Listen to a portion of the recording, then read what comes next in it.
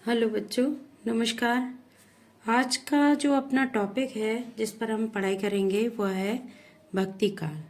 ठीक है, तो आज का वीडियो अब शुरू करते हैं कि भक्ति काल। पिछले वीडियो मैंने आपको आदिकाल का पूरा कंप्लीट करा दिया है। अब भक्ति काल शुरू करते हैं। चलो तो ठीक है, फिर शुरू करते हैं आज की क्लास को।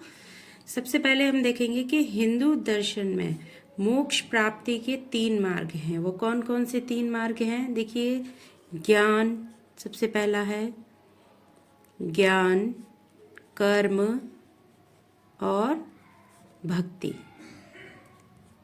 ठीक है, ज्ञान, कर्म और भक्ति। कौन से ये 3 मार्ग हैं? मोक्ष प्राप्ति के। ठीक है, भक्ति शब्द की उत्पत्ति मेनियर विलियम्स के अनुसार कहाँ से हुई है? कि जो भक्ति शब्द है उसकी उत्पत्ति कैसे हुई है और कहाँ से हुई है? तो उसकी उत्पत्ति भज धातु से, जो धातु रूप होते हैं उनमें भज धातु से हुई है, और जिसका अर्थ होता है भजना, भजना या फिर कह लीजिए भजन करना, भजन करना या स्मरण करना। ठीक है, स्मरण करना। तो भक्ति शब्द की उत्पत्ति मेनियर जो विलियम्स हैं उनके अनुसार किस शब्द से, किससे हुई है? भज धातु से हुई है, जिसका अर्थ है भजना, भजन करना या स्मरण करना। नेक्स्ट है कि भक्ति का अर्थ क्या है। जैसे प्रश्न है कि भक्ति का अर्थ क्या है, तो शुद्ध एवं पवित्र और निष्काम भावना से ईश्वर की उपासना करना। कैसे? कि शुद्ध एवं पवित्र और निष्काम भावना से ईश्वर की उपासना करना। ठीक है, वह क्या कहलाती है? भक्ति का अर्थ है शुद्ध एवं पवित्र और निष्काम भावना से ईश्वर की उपासना करना। तो अच्छा, आप देखते हैं कि भक्ति का सर्वप्रथम उल्लेख कहाँ पर मिलता है? कि भक्ति का सर्वप्रथम जो उल्लेख है वो मिलता है श्वेतर उपनिषद में। किस में मिलता है? श्वेतर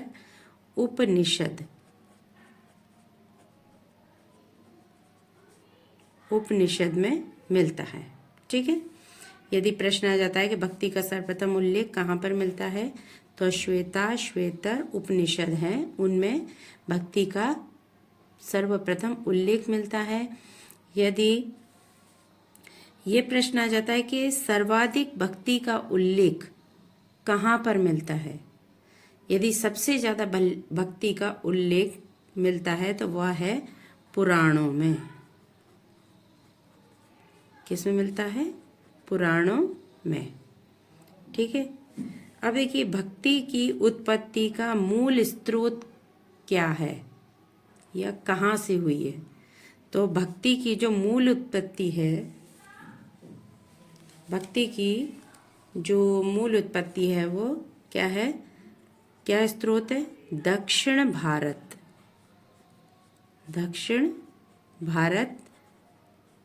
भारत में भी किस जगह से? केरल से।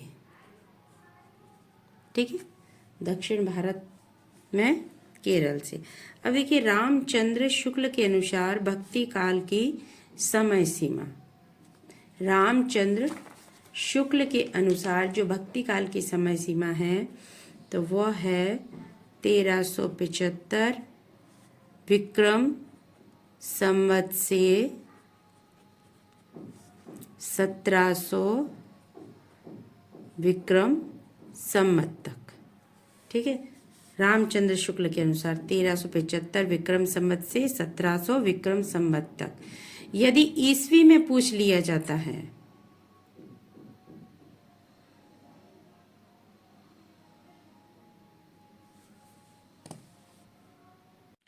देखिए, ये विक्रम संवत में दिए हुए थे। यदि ईस्वी में पूछ लिया जाता है तो वहां पर आपको विक्रम संवत में 57 साल घटाकर बताया जाता है ईस्वी का। ठीक है, कि किसी भी सन की, जैसे विक्रम संवत दिया हुआ है और हमें ईस्वी में निकालना है तो उसमें 57 वर्ष घटा दिए जाते हैं। तो उस अनुसार भक्ति काल का जो समय है 1318 ईस्वी से 1643 ईस्वी तक माना गया है। ठीक है, यदि नगेंद्र के अनुसार, डॉक्टर नगेंद्र के अनुसार भक्ति काल का जो समय सीमा है वह है 14वीं शती से 14वीं शती के मध्य से, ठीक है, 14वीं शती के मध्य से 17वीं सदी के मध्य तक का जो समय है वह भक्ति काल का समय रहा है। किसके अनुसार? डॉक्टर नगेंद्र के अनुसार। ठीक है, अब यहाँ पे थोड़ा सा हम देख लेते हैं कि कुछ पंक्तियां हैं कि भक्ति काल से ही संबंधित हैं कि भक्ति द्राविणी उपजी, लाए रावानंद, प्रगट किया कबीर ने, 7 दीप 9 खंड। तो पहला तो ये प्रश्न आता है यहाँ से कि यह जो पंक्तियां हैं वह किसकी हैं, ये प्रश्न आता है कई बार। तो यह जो पंक्तियां हैं कबीर दास जी की हैं। किसकी हैं? कबीर दास। ठीक है, अच्छा, कहीं बुकों में सत्येंद्र, डॉक्टर सत्येंद्र का भी नाम है, लेकिन जैसे कि ऑप्शन आपको किस प्रकार से ऑप्शन आ रहा है तो उस हिसाब से आप आंसर लगा सकते हैं। यदि ऑप्शन में कबीर दास जी है तो कबीर दास जी लगाइए, यदि सत्येंद्र है तो सत्येंद्र का, डॉक्टर सत्येंद्र का नाम दिया जाएगा। ठीक है, अब देखिए भक्ति उपजी द्रावणी कि जो भक्ति उपजी माने जहां पर भक्ति का प्रादुर्भाव हुआ, उदय हुआ, वह था दक्षिण भारत। कहाँ था? दक्षिण भारत में भी कौन सी जगह थी? केरल। लेकिन ये बताया जाता है कि उत्तर भारत में उसको लाने वाले कौन थे? रामानंद। ठीक है, नेक्स्ट पंक्तियां हैं, उत्पन्न द्राविणे सह वृद्धि कर्नाटके गता, क्वचित क्वचित महाराष्ट्रे गुर्जरे जड़ता गता। ठीक है, जैसे कि बताया गया है कि जो भक्ति है वो कहाँ पर उपजी है, तो दक्षिण भारत जैसे कि बताया, और उसकी वृद्धि कहाँ पर हुई? कर्नाटक में हुई। धीरे कहीं कहीं महाराष्ट्र में भी उसकी वृद्धि देखने को मिलती है, और जो गुजरात है वहाँ पर उसका जीर्णोद्धार हुआ। ठीक है, इस तरीके से देखिए ये जो पंक्तियां हैं, उत्पन्न द्राविणे सह वृद्धि कर्नाटके गता, यह कहाँ से ली गई हैं? तो यह श्रीमद् भागवत से।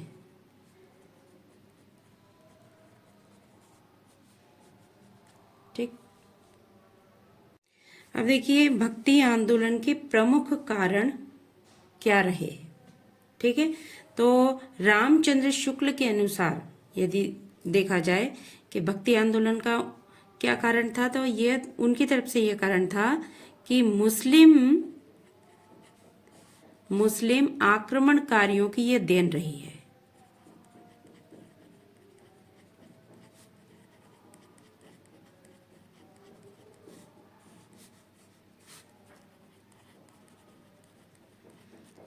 देखिए मुस्लिम आक्रमणकारियों की यह देन रही है। भक्ति आंदोलन का एक प्रमुख कारण था कि जो भक्ति काल का जो समय था उस समय मुस्लिम आक्रमण काफी हो रहे थे। जैसे देश में मुस्लिम साम्राज्य प्रतिष्ठित हो गया था। ठीक है, इस वजह से जो भक्ति का प्रादुर्भाव है वो होने लगा था। अब डॉक्टर ताराचंद के अनुसार भक्ति के आंदोलन के प्रमुख कारण क्या था, तो उन्होंने ये बताया कि जो अरब आक्रमणकारियों की देन है। उन्होंने अपना यह कारण बताया कि अरब आक्रमण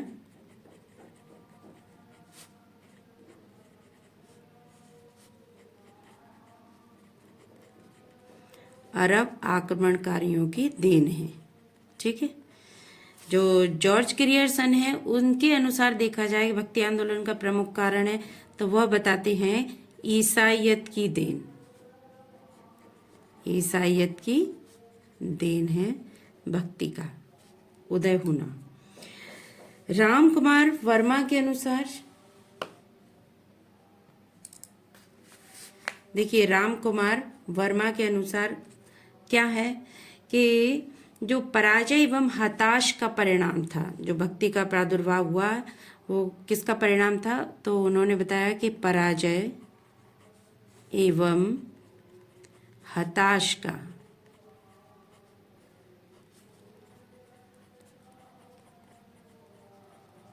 का परिणाम भक्ति के आंदोलन का एक प्रमुख कारण रहा। ठीक है, हजारी प्रसाद द्विवेदी के अनुसार भक्ति आंदोलन का क्या कारण था, उन्होंने बताया कि भारतीय चिंतन धारा के स्वाभाविक विकास का परिणाम है ये। क्या था, भारतीय चिंतन धारा के स्वाभाविक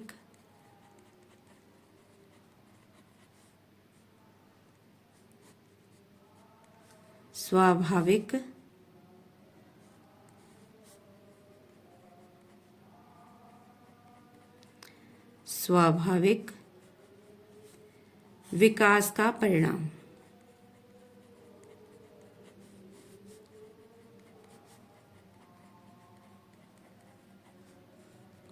भारतीय चिंतन धारा के स्वाभाविक विकास का परिणाम था भक्ति आंदोलन का एक, ये भी बहुत बड़ा प्रमुख कारण रहा है। ठीक है, नेक्स्ट है बाबू गुलाब राय के अनुसार क्या था, तो बाबू गुलाब राय के अनुसार था कि पराजित मनोवृत्ति का परिणाम, पराजित मनोवृत्ति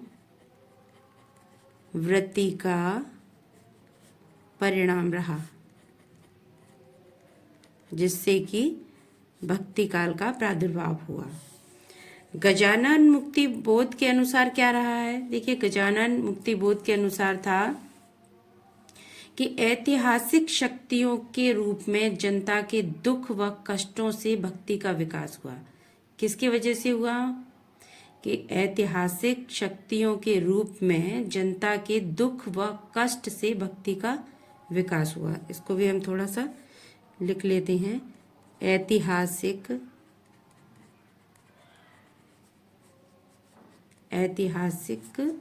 शक्तियों के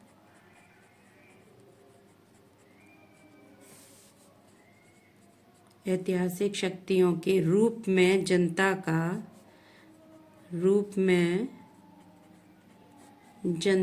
के दुख व कष्टों से भक्ति का विकास। ठीक है,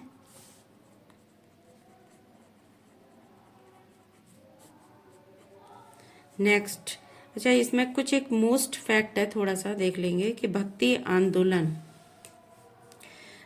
आंदोलन के उदय के समय दिल्ली के जो शासक थे, सुल्तान थे, कौन थे उस समय, जो दिल्ली का जो सुल्तान रहा है वो कौन था, तो वह थे मोहम्मद बिन तुगलक। ठीक है, कौन थे, मोहम्मद बिन तुगलक।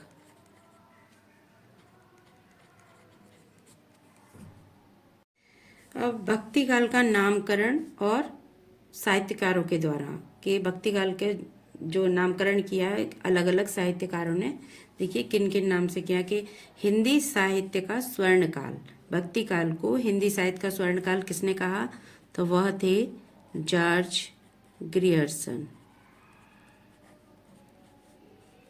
ठीक है, यदि पूछ लिया जाता है कि हिंदी साहित्य का स्वर्ण युग किसने कहा है, देखिए यहाँ पे थोड़ा अलग है, अंतर है। स्वर्ण काल जॉर्ज ग्रियर्सन ने कहा है और स्वर्ण युग कहा है श्याम सुंदर दास ने। यहाँ पर आपको ध्यान रखना है। ठीक है, नेक्स्ट है एक नई दुनिया। भक्ति काल को एक नई दुनिया का नाम किसने दिया? तो वह थे हजारी प्रसाद द्विवेदी। एक नई दुनिया किसे कहा उन्होंने? भक्ति काल के समय को। ठीक है। कलात्मक उत्कर्ष का काल, भक्ति काल को कलात्मक उत्कर्ष का काल किसने कहा है? तो वह है पृथ्वीनाथ कमल कुलश्रेष्ठ। पृथ्वीनाथ कमल कुल श्रेष्ठ। ठीक है। कलात्मक उत्कर्ष का काल किसने कहा? पृथ्वीनाथ कमल कुल श्रेष्ठ। नेक्स्ट है लोक जागरण काल। पृथ्वी काल को भक्ति काल को लोक जागरण काल किसने कहा है? तो वह थे रामविलास, डॉक्टर राम विलास शर्मा। लोक जागरण काल डॉक्टर रामविलास शर्मा ने कहा है भक्ति काल को। भक्ति आंदोलन को लोक जागरण कहा, किसने कहा है? देखिए यहाँ पर अलग है थोड़ा सा कि भक्ति आंदोलन को लोक जागरण किसने कहा है? तो वह है हजारी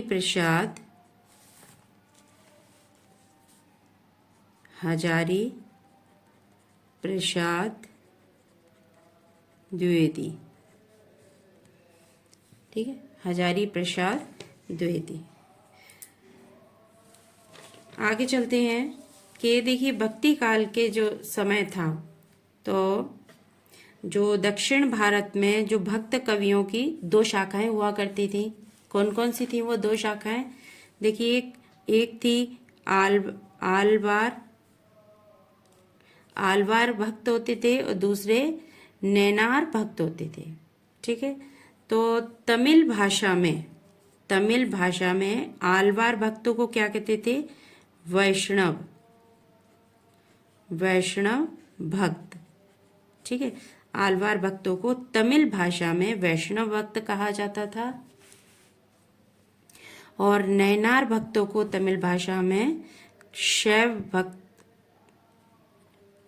भक्त कहा जाता था। अब जो आलवार भक्त थे वो विष्णु भगवान को अधिक मानते थे, उन्हीं को इष्ट मानते थे, और जो नैनार भक्त थे वह शिव के भक्त अपने आप को वह मानते थे। ठीक है। अब है आलवार भक्त जो कि वैष्णव भक्त कहलाए, तो उनके बारे में हम डिटेल से पढ़ेंगे यहाँ पर कि अर्थ क्या होता है। पहले तो ये पढ़ेंगे हम कि आलवार का अर्थ क्या होता है। तो आलवार का अर्थ होता है मग्न होना। क्या होता है? मग्न होना। ठीक है। क्या होता है? मग्न होना। ये भक्त होते थे, किसके भक्त थे ये? विष्णु भगवान के। इनकी जो संख्या थी, आलवार भक्तों की संख्या थी, वो कितनी थी? 12। और इनकी जो भाषा थी वो कैसी थी? तमिल। ठीक है। नेक्स्ट है इसमें कि इन आलवार भक्तों का जो संकलन है वह किसमें किया गया है? तो वह है दिव्य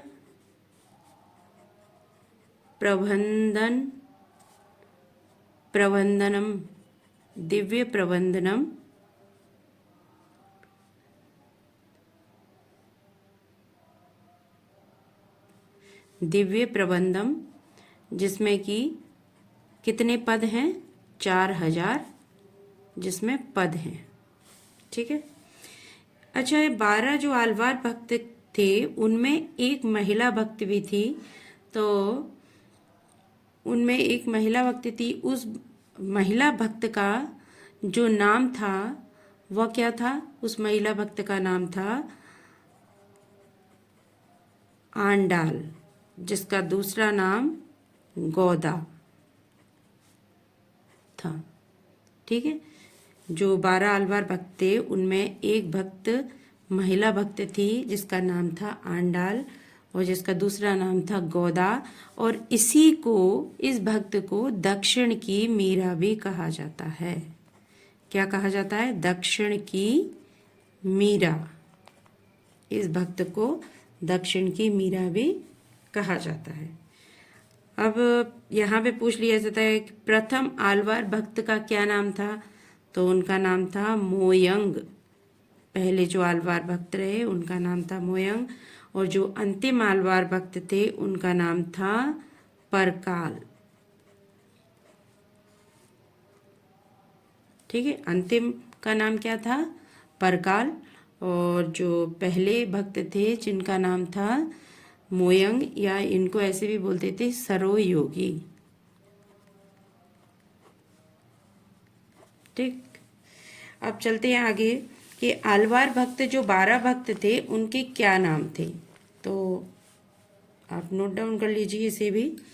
तो सबसे पहला नाम था सरोयोगी, भूत योगी, नेक्स्ट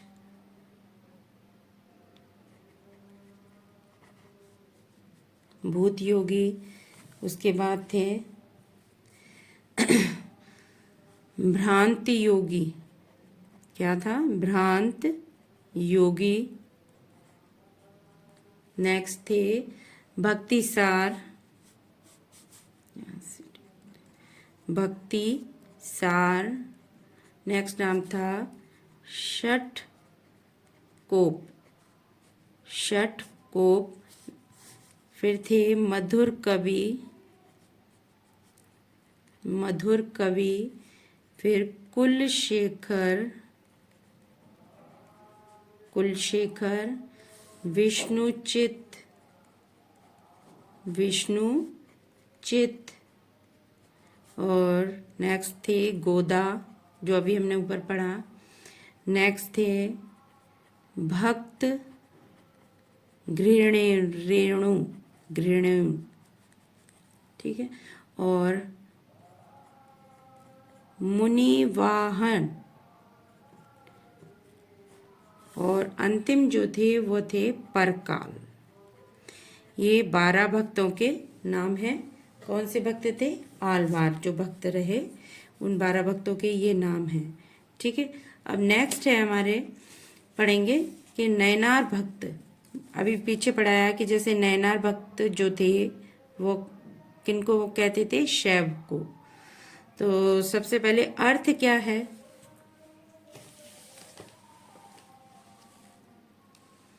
नयनार भक्त, नयनार का अर्थ होता है समर्पित हो जाना,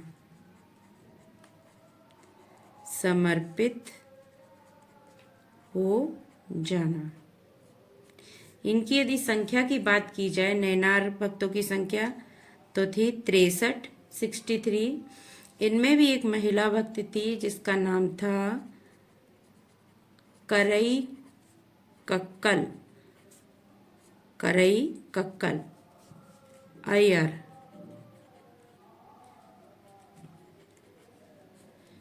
ठीक है, करई कक्कल अय्यर। यदि पदों का संकलन एवं संकलनकर्ता कौन है? नयनार भक्तों का पदों का संकलन किस में किया गया और संकलनकर्ता कौन है? तो पदों का संकलन किया गया था पेरिया पुराण, पेरिया पुराण में इनके पदों का संकलन है। और जो संकलनकर्ता की बात आती है तो वह है शक्की सार, शक्की सार। ठीक है, जो प्रथम नयनार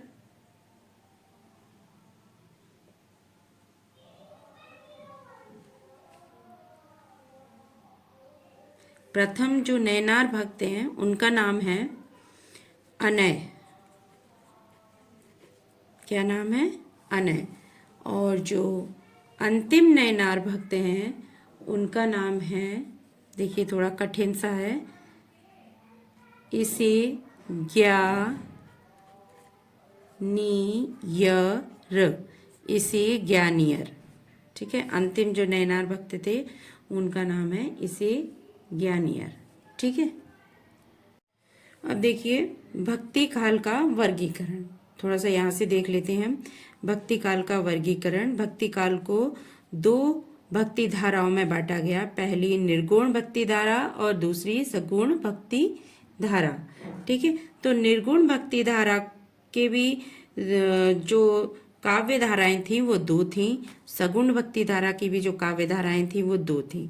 तो निर्गुण के देख लेंगे। सबसे पहले संत काव्य धारा, संत काव्य धारा, और जो दूसरी थी वो सूफी काव्य धारा।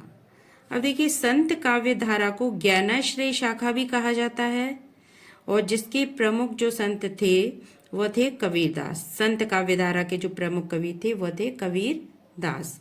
और सूफी काव्य धारा को प्रेमाश्रय शाखा कहा जाता है, और इनके जो प्रमुख संत थे वो थे मलिक मोहम्मद जायसी। इसी प्रकार जो सगुण भक्ति धारा के भी दो काव्य धाराएं थी, राम काव्य धारा और कृष्ण काव्य धारा। तो राम काव्य धारा को रामाश्रय काव्य शाखा भी कहा जाता है, और जिसके प्रमुख संत थे गोस्वामी तुलसीदास। इसी प्रकार कृष्ण काव्य धारा को कृष्णाश्रय शाखा भी कहा जाता है, और जिसके प्रमुख थे सूरदास। ठीक है। तो ये आज का वीडियो हमारा यहीं पे कंप्लीट होता है, और इन सभी जो अभी मैंने वर्गीकरण पढ़ाया ये सभी, इसको हम विस्तार से नेक्स्ट जो वीडियो आएगा उसमें हम विस्तार से एक एक टॉपिक लेकर जो डीपली स्टडी कराएंगे उसकी। तो बहुत बहुत धन्यवाद बच्चों आज का वीडियो देखने के लिए मेरा, और आपको पूरी आशा है कि समझ में आया होगा, और ज़्यादा लेंदी नहीं कराया मैंने, शॉर्ट नोट्स तरीके से ही समझाया है। तो आप इन सबको नोट डाउन कर लीजिए, और चैनल यदि अभी तक आपने सब्सक्राइब नहीं किया है तो उसे भी सब्सक्राइब कर लीजिए। तो एक बार मैं आप लोगों को दोबारा से धन्यवाद देती हूँ। बहुत बहुत धन्यवाद बच्चों। नमस्कार बच्चों।